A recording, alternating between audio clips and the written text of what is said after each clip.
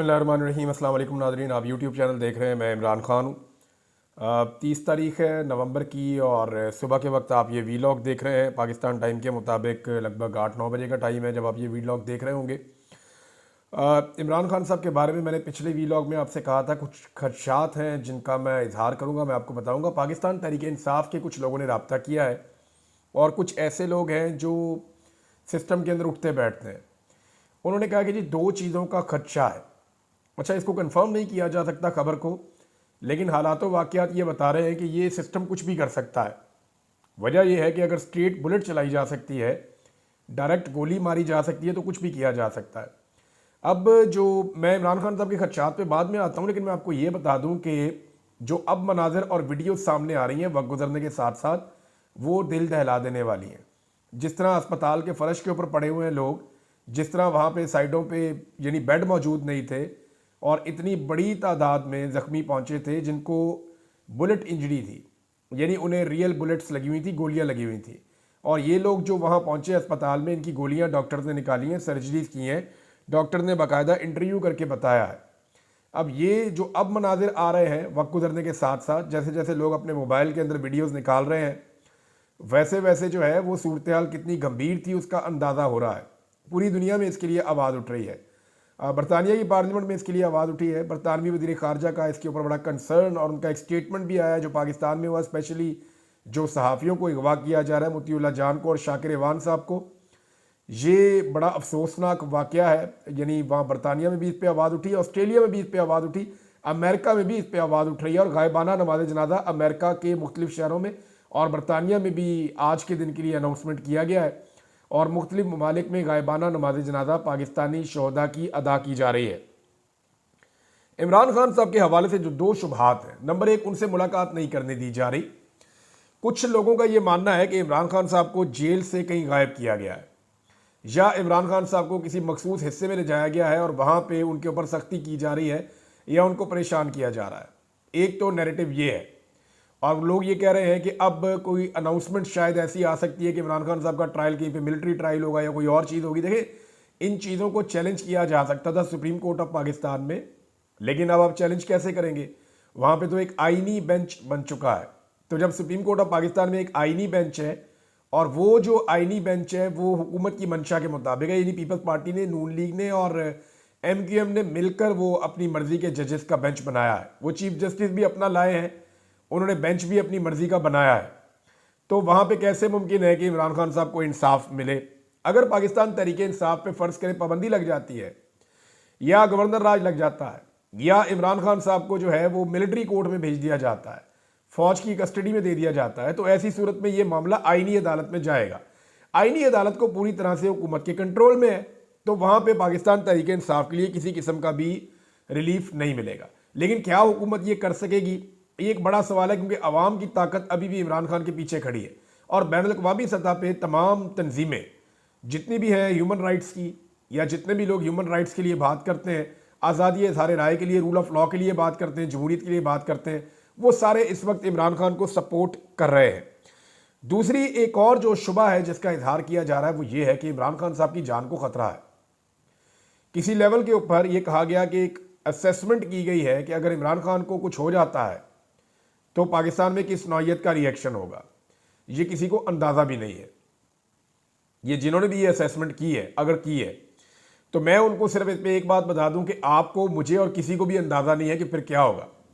इमरान खान इस वक्त कोई 80% पाकिस्तानियों के दिल में है और वो सारे लोग इस उम्मीद के साथ जी रहे हैं कि एक दिन इमरान खान बाहर आएगा और इमरान खान उनकी मुस्तकबिल के लिए बेहतरी करेगा। वो सारे इस उम्मीद के साथ जुड़े हुए हैं कि ठीक है, हम अगर अभी आज बाहर नहीं निकलते तो कोई ना कोई रास्ता निकलेगा, इमरान खान बाहर आएगा, कोई ना कोई उम्मीद बाकी है उनके दिमाग के अंदर। लेकिन अगर इमरान खान साहब को खुदा न खास्ता जेल में कुछ हो जाता है या उन्हें कत्ल कर दिया जाता है तो 80% पाकिस्तानियों की उम्मीद टूट जाएगी। फिर इस लेवल का रिएक्शन आएगा कि उसका कोई अंदाज़ा भी नहीं कर सकता। इस मुल्क में क्या होगा, किस तरह से होगा, मामला किस नौइयत के होंगे, ये कोई सोच भी नहीं सकता, कोई अंदाज़ा भी नहीं लगा सकता। तो मेरे ख्याल में ये बकवास है और ऐसी कोई चीज़ सोचनी भी नहीं चाहिए और इस तरह का कोई एडवेंचर करना भी नहीं चाहिए। लेकिन इस तरह के 2 खदशात हैं जिनका इजहार किया जा रहा है। एक तो उन्हें गायब किया जा रहा है इमरान खान साहब को, कुछ लोग कह रहे हैं इसीलिए शायद मुलाकात नहीं करवाई जा रही, इमरान खान साहब के वकला जाते हैं, मुलाकात नहीं करवाई जाती, जो लोग जाते हैं मिलने के लिए नहीं मिलवाया जा रहा। और दूसरा ये खदशे का इजहार किया जा रहा है कि खुदा न खास्ता इमरान खान साहब की जान को नुकसान पहुंचाया जा सकता है। नाज़रीन, मीडिया जिसको ये सारा मामला उठाना चाहिए था, पाकिस्तानी मीडिया तो मजाक उड़ा रहा है। सीनियर जर्नलिस्ट है जावेद चौधरी, तलत हुसैन, इन लोगों ने कैसा मजाक उड़ाया लाशों का। यानी आप इनकी वीडियोस निकाल कर देखें, आप कहेंगे यार कोई ऐसा भी हो सकता है, मीडिया या गिद्ध है, ये कैसे लाशों का मजाक उड़ा सकते हैं। जो लोग मारे गए वो रियल बुलेट्स के साथ मारे गए।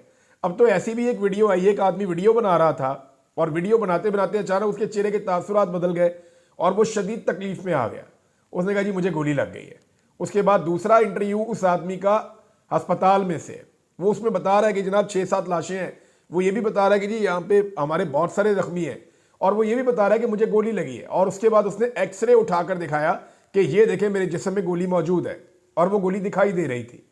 अब मैं आपको ये बताता हूँ कि ये जो गोली नजर आ रही थी उस एक्सरे के अंदर, वो गोली कोई पिस्तौल की गोली नहीं है, वो कोई रबर बुलेट नहीं है। मैं गोलियों को पहचानता हूँ, मैं शिकारी हूँ, मैं शिकार खेलता हूँ और मैं हंटिंग लॉन्ग रेंज भी करता हूँ, तो मैं गोली को पहचानता हूँ। वो एसएमजी की गोली है, यानी या तो वो स्नाइपर की गोली है या वो राइफल की गोली है। एक्चुअली वो किसी पिस्तौल की या किसी शॉटगन की गोली नहीं है, वो एक्चुअली राइफल की गोली है जो चलाई गई है और एक मुजाहरा करने वाले शख्स को वो लगी है और बहुत सारे लोगों को लगी है।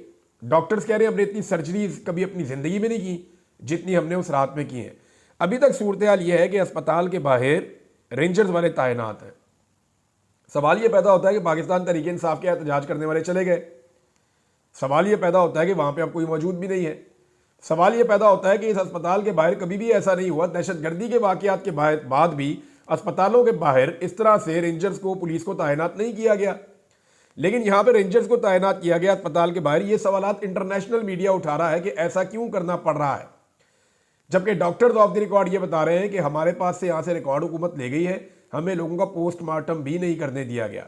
जिन लोगों की लाशें वापस की गई हैं उनके लवाकिन से लिखवा के वापस की गई है कि आप कोई कानूनी कार्रवाई नहीं करेंगे, आपका बंदा जो है वो एक्सीडेंट के अंदर मारा गया है। वहाँ पे शफीक लुंड साहब की जो नमाज जनाजा हुई जनूबी पंजाब में, उसके अंदर हज़ारों लोगों ने शिरकत की है। जहाँ जहाँ पे नमाज जनाजा हो रही है, लोग बड़ी तादाद में नमाज जनाजा में शिरकत कर रहे हैं।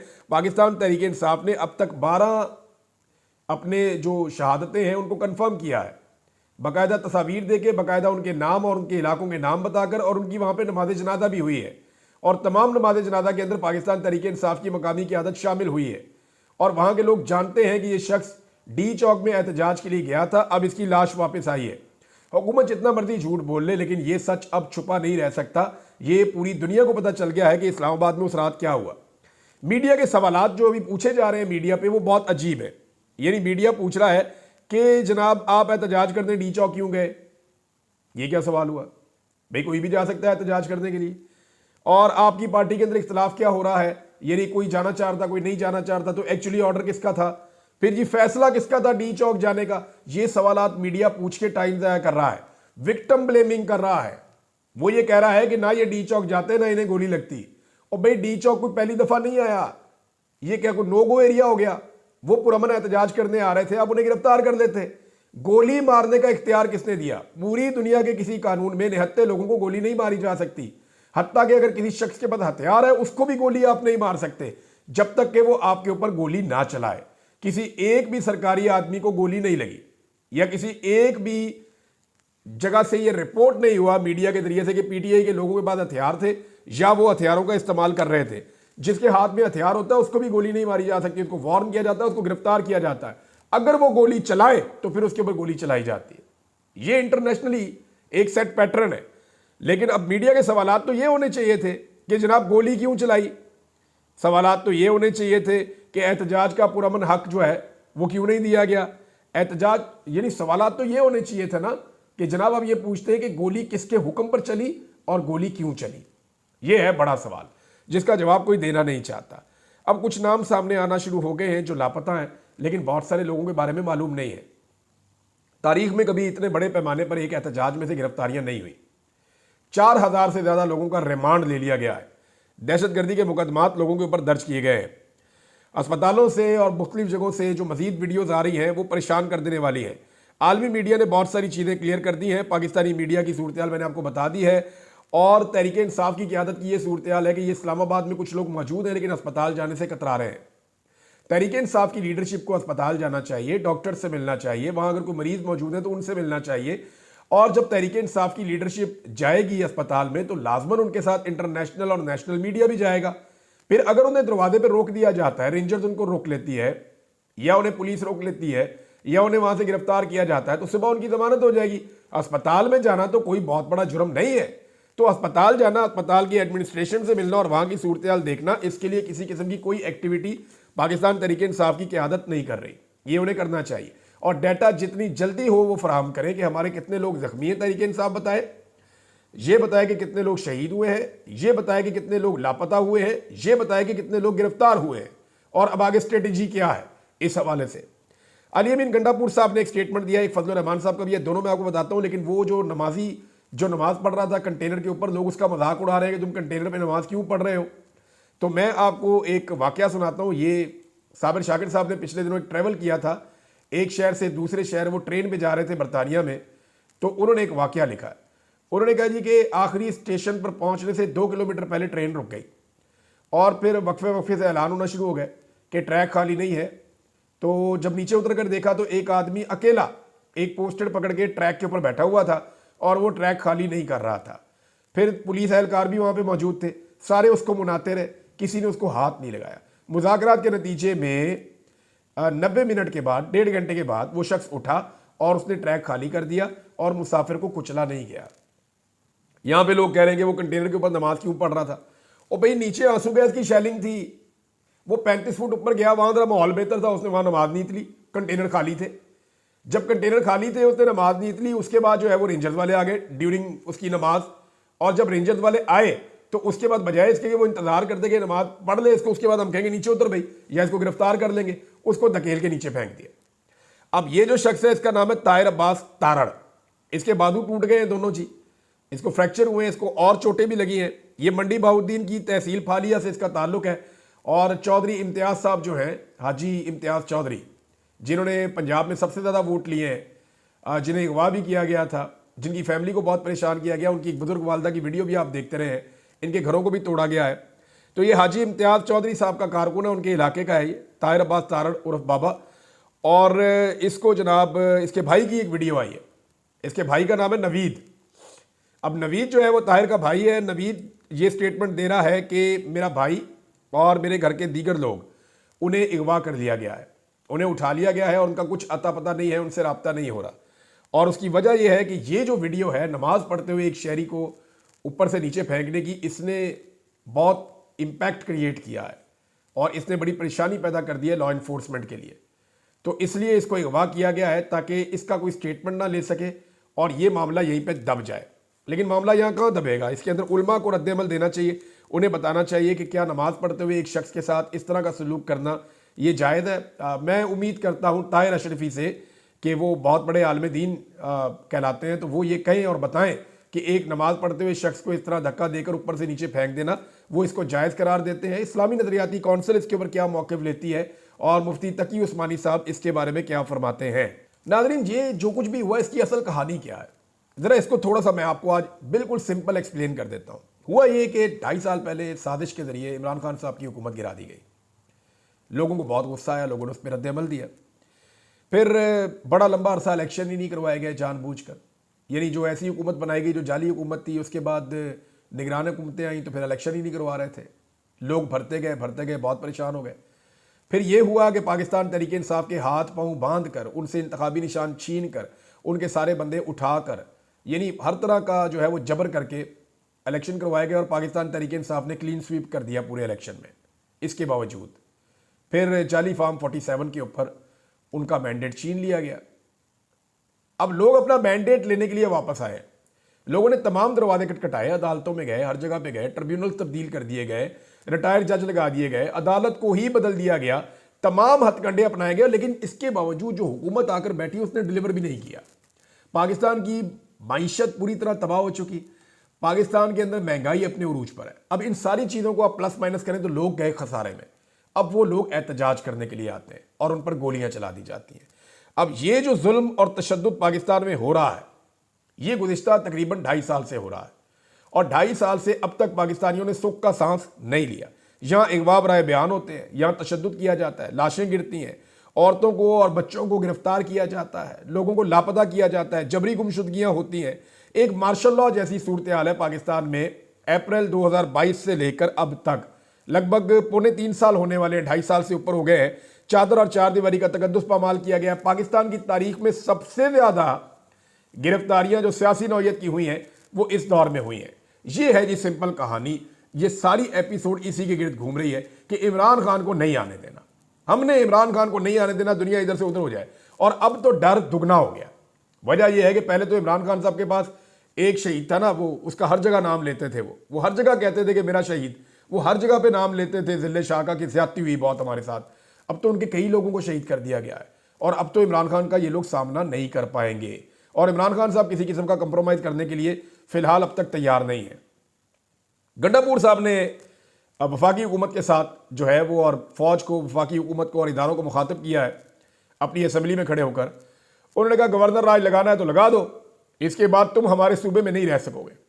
ऐसा नहीं है, वो सूबे में ही रहेंगे और गवर्नर राज अगर वो लगाना चाहेंगे तो वो लगा भी देंगे, लेकिन इसका फ़ायदा अली अमीन गंडापुर साहब को होगा, इमरान खान साहब को और पाकिस्तान तहरीक इंसाफ को होगा। उनकी मकबूलियत में इजाफा होगा। गो कि उनके पास जो एक सूबे में हुकूमत है वो उनकी चली जाएगी, लेकिन इसके बावजूद वैसे भी वहाँ पे उनकी हुकूमत किस नौयत की है, कोई काम तो वो खुद कर नहीं सकते, मजबूर है वहाँ पे। लेकिन एक हुकूमत के कुछ थोड़े बहुत फ़ायदे होते हैं, वो फ़ायदे भी चले जाएंगे, लेकिन इसका सियासी फ़ायदा इमरान खान को और अली अमीन गंडापुर को होगा। और पाकिस्तान में सफोकेशन और पाकिस्तान में जो एक माहौल बना हुआ है ना, घबराहट का, एक बिल्कुल सफोकेट किया हुआ पूरे माहौल को, घुटन का एक माहौल बना हुआ है, वो घुटन पाकिस्तान में मजीद बढ़ जाएगी। अली अमीन गंडापुर ने खिताब करते हुए हुकूमत को धमकी दी कि इस वक्त से डरो जब हम ये कहेंगे कि हम भी गोली का जवाब गोली से देंगे। अगर तुमने फस्तायत जारी रखी तो फिर हम भी गोली का जवाब गोली से देने के लिए तैयार होकर आएंगे, फिर बताएंगे कि कौन भागता है। उन्होंने कहा पाकिस्तान में आइन की पासदारी का मकसद हासिल करके ही दम लेंगे, हमें इमरान खान की रिहाई चाहिए और जल्द से जल्द चाहिए। अली अमीन गंडापुर ने कहा कि अवाम अपने हक के लिए आइन के मुताबिक पुरअमन होकर निकले, लेकिन जब ये समझो कि तुम्हारा पुरअमन रहना कमज़ोरी बन रहा है तो इमरान खान से भी कहूँगा कि आइंदा पुरअमन रहने का ना कहना। उनका कहना था कि एक पुरअमन जमात पुरअमन तरीके से अपने लीडर की रिहाई के लिए निकलती है, पुरअमन एहतजाज के शुरका पर गोलियां बरसाना शुरू कर दिया जाता है। उन्होंने कहा हम कुर्सियों वाले नहीं हैं, गवर्नर राज लगाना है तो लगाओ, क्या हमारा खून सफ़ेद है? दहशतगर्दी का मुकाबला हम करें, गवर्नर राज से डराते हो? चैलेंज देता हूं कि लगाओ गवर्नर राज। अली अमीन गंडापुर को गवर्नर राज इस वक्त सूट करता है, अगर लगेगा भी तो हो सकता है कि कुछ अरसे के अंदर वो ख़त्म हो जाए, और क्योंकि उसके कुछ कानूनी मामला भी होते हैं, वो लगा नहीं रह सकता। तो अली अमीन गंडापुर साहब के ऊपर इस वक्त जो बहुत ज़्यादा बोझ है, या लोग ये कह रहे हैं कि वो अपने कारकुनों को छोड़कर दूसरी मरतबा चले गए और कारकुन वहाँ पे शहीद हुए हैं, तो इसका जो बोझ है वो अली अमीन गंडापुर साहब के ऊपर से कुछ हद तक उतर जाएगा। उन्होंने कहा इस्लामाबाद के चौकों पर मुझ पर फायर किए गए। इमरान खान ने हुक्म दिया कि डी चौक पहुँचे, हम पर बराह रास्त कई बार कातलाना हमले हुए। चाइना चौक और डी चौक में फायरिंग की गई। अपनी नस्लों को महफूज करने के लिए हमें इनकलाब लाना होगा। कौम को बताना चाहता हूँ कि कुर्सी नहीं, इज्जत और खुददारी चाहिए। वादे रहे कि जुमेरात को हुकूमती ज़राए का बताना था कि वफाकी काबीना की अक्सरियत ने खैबर पख्तूनख्वा में गवर्नर राज लगाने की हमायत की है। फजलुर रहमान साहब ने जो स्टेटमेंट दिया है, उन्होंने कहा कि डी चौक पर बहुत गलत हुआ, जलसे और एहतजाज को दूसरों के लिए भी हक समझता हूँ। क्योंकि देखिए ना, फजलुर रहमान साहब और पाकिस्तान तहरीक इंसाफ के दौर के अंदर PDM की जमातें जब आई, इमरान खान साहब ने वेलकम किया। ये जब आए, इमरान खान साहब ने इनको फैसिलिटेट किया, किसी के ऊपर गोली नहीं चलाई, किसी को डंडे और आंसू गैस के शेल नहीं मारे। ये आते थे, आराम से आकर बैठ जाते थे, अपने मुतालबात रखते थे, कुछ मान लिए जाते थे, जो नहीं माने जाते थे तो ये वापस चले जाते थे। लेकिन इमरान खान साहब के दौर में ये फस्तायत नहीं हुई। हालांकि उनके दौर में भी मिलिट्री एस्टेब्लिशमेंट जो है वो PDM की जमातों के कुछ हद तक पहले शुरू में खिलाफ थी, लेकिन बाद में वो भी PDM की जमातों के करीब चले गए और इमरान खान साहब के खिलाफ हो गए। और उसकी जो सबसे बड़ी वजह मुझे समझ आती है, कॉमन सेंस की बात है, वो इमरान खान साहब की नौजवानों में बढ़ती हुई मकबूलियत है। पाकिस्तान के अंदर जो है वो एक सेट पैटर्न है कि एस्टेब्लिशमेंट कभी भी किसी ऐसे सियासतदान को नहीं रहने देती जिसकी अवाम में मकबूलियत बढ़ जाए। अब शाकिर रवान साहब के हवाले से नाज़रीन मैं आपको बताऊं कि उनका केस लगा लाहौर हाई कोर्ट में, लेकिन उनकी वालदा से धोखे से एक तहरीर ले ली गई है पुलिस की जानिब से और अपनी मर्जी की FIR काटी जा रही है। यानी एक के बाद एक धोखा किया जा रहा है। अभी तक शाकिर महमूद साहब का कुछ नहीं पता चल रहा कि वो कहाँ पे हैं, लेकिन ये सब जानते हैं कि वो कहाँ पे हैं, लेकिन उनके बारे में बताया नहीं जा रहा। अदालत ने पीर तक की तारीख दे दी है, लेकिन मैं खराज तहसीन पेश करता हूँ तमाम सहाफ़ियों को जो लाहौर में है। उन्होंने अपना हक अदा किया है, पूरी आवाज़ उठाई है पुलिस के सामने भी, अदालत में भी, हर जगह पे उन्होंने ज़ोरदार तरीके से आवाज़ उठाई है और मैं उम्मीद करता हूँ वो आवाज़ उठाने का ये सिलसिला जारी रखेंगे और शाकिर ऐवान जल्द बाजियाब हो जाएंगे। मेरी इस्लामाबाद के सहाफ़ियों से गुजारिश है कि वो तमाम लोग जैसे मुतीउल्लाह जान साहब के लिए आवाज़ उठाई है, इसी तरह वो तमाम लोग पूरे ज़ोर से और ज़ोरदार तरीके से शाकिर महमूद ऐवान साहब के लिए भी आवाज़ उठाएं, जिनके एक ट्वीट ने पूरी हुकूमत को हिलाकर रख दिया है। अब तक के लिए इतना ही। अपना ख्याल रखिएगा, अपने इस चैनल का भी। अल्लाह हाफ़िज़।